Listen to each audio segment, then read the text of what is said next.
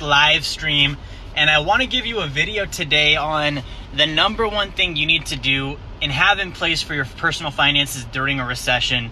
I've been talking about this for weeks now, and the reason being is maybe 2 weeks ago it really hit hard in the news. A lot of our economic indicators are showing that there's a recession. People were kind of in the know about it, and then Popeyes came out with a new chicken sandwich, and now nobody remembers. And so what I want to really follow up with you guys on this topic is the recession is going to happen.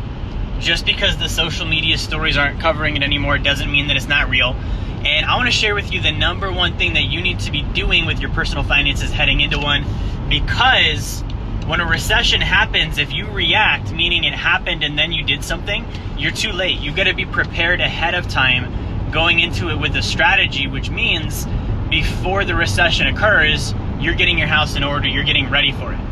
Okay, so the number one thing you need to have in place with your finances, this is the number one recession strategy. You need to be liquid.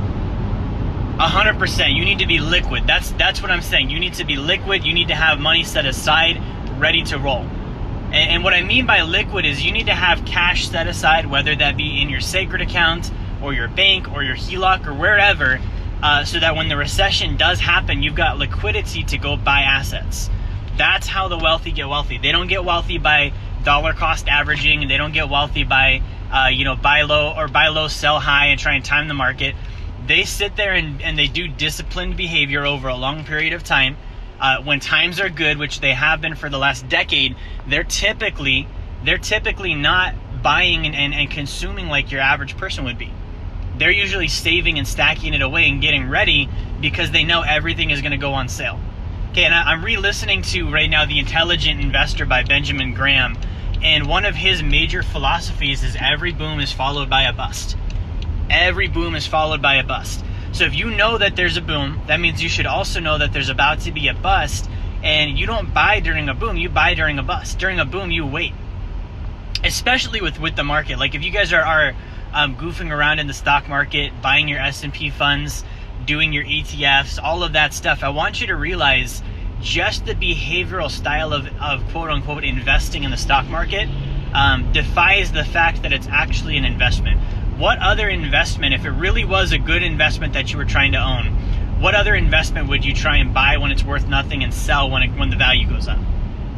Like when the value goes up, you'd be like, oh crap, my value just went up. I want to own this more. I want more of it, instead of, hey, I want to sell it. And that's because intrinsically you know that it's not real and that it's going to go down in value. Like you know that like deep in your bones. So that's why when the market goes up, you're like, oh, I should sell. Okay, and when the market goes down, you're like, oh, I should buy. You need to be thinking that way with the economy. When the economy is up, you need to be in sale mode.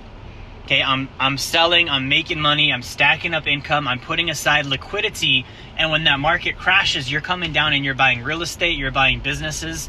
Business owners that are watching this, by the way, if you're watching this and you're like, well, I'm not an investor yet, your company is your investment. When the market corrects, that's when you go poach talent.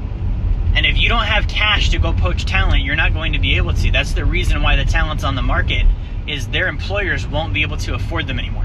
If you've got liquidity, even if you don't have the income yet, if you've got liquidity, you've got enough money to buy somebody into your company that maybe wouldn't work there otherwise, and secure them as an asset for you long term because you followed that dip.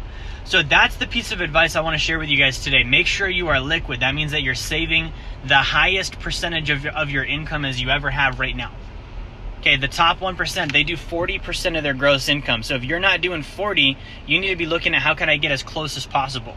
And if your mindset is, well, I don't want to do 40 because then I'll lose out and I can't go on a vacation and I can't own my new car and I can't buy the new house, you have the wrong mindset and you're going to get beat up in the recession.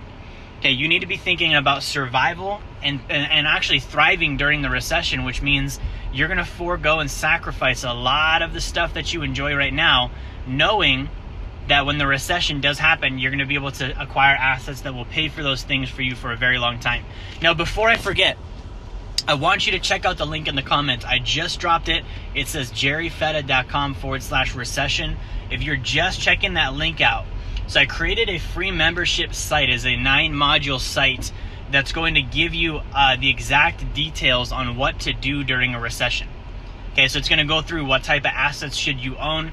It's going to cover the last 5 recessions historically, who made money, who lost money, and it's going to really wrap things up with a simplified action plan on what you need to start doing now to be prepared and actually win during the recession, rather than coming out, you know, with like in 2008, losing 1/3 of your net worth like the average American did.